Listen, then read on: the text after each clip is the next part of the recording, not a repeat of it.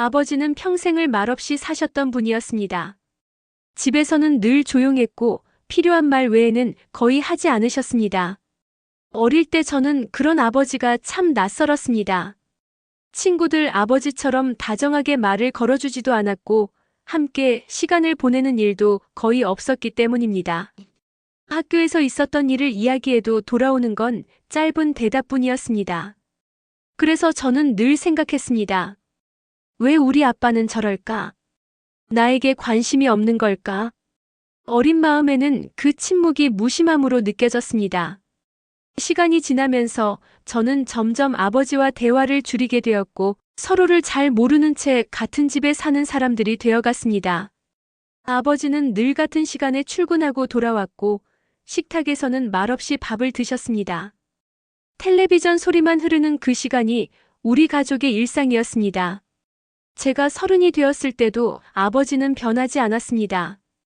저는 바쁘게 살았고 집에 있는 시간도 줄어들었습니다.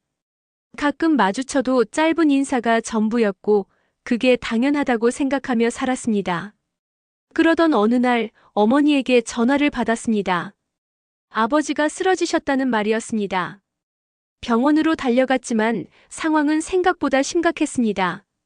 중환자실 앞에서 들은 말은 단순했습니다. 시간이 많지 않다는 이야기였습니다. 그날 이후 저는 처음으로 아버지를 오래 바라보게 되었습니다. 병실에 누워있는 아버지는 제가 알던 모습보다 훨씬 작아 보였습니다. 굽은 어깨와 마른 손, 그 손에는 오랜 시간의 흔적이 남아 있었습니다. 며칠 동안 병원을 오가며 곁에 앉아 있었지만 저는 끝내 많은 말을 하지 못했습니다. 해야 할 말은 많았는데 입 밖으로 나오지 않았습니다. 그리고 며칠 뒤 아버지는 조용히 떠나셨습니다. 장례를 마치고 집으로 돌아왔을 때 어머니는 낡은 서랍 하나를 열었습니다. 그리고 그 안에서 통장 하나를 꺼내 제게 건넸습니다. 이건 너 아버지가 남긴 거야. 통장을 펼쳐보는 순간 저는 말을 잃었습니다.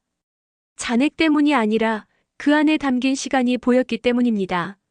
수십 년 동안 매달 같은 금액이 빠짐없이 들어가 있었습니다. 금액은 크지 않았지만 단 한 번도 끊긴 적이 없었습니다. 날짜를 따라 내려가 보니 제가 어릴 때부터 이어진 기록이었습니다. 그걸 보는 순간 손이 떨렸습니다. 저는 그동안 아버지가 아무것도 해주지 않았다고 생각했습니다. 하지만 그 통장은 전혀 다른 이야기를 하고 있었습니다. 아버지는 말 대신 그렇게 시간을 쌓고 있었던 겁니다. 통장의 마지막 장에는 짧은 메모가 적혀 있었습니다. 혹시 내가 없으면 이걸로 시작해라. 그 한 줄을 보는 순간 저는 그 자리에 앉아버렸습니다. 눈물이 났습니다. 이유를 설명할 수 없었습니다. 그동안 몰랐던 시간들이 한꺼번에 밀려왔기 때문이었습니다.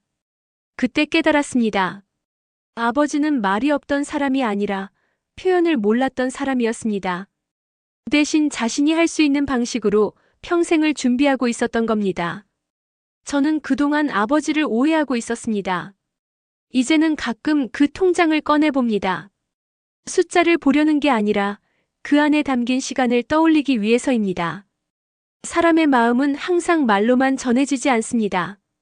어떤 사람은 평생을 행동으로 남깁니다. 그리고 우리는 그걸 너무 늦게 알아차리기도 합니다.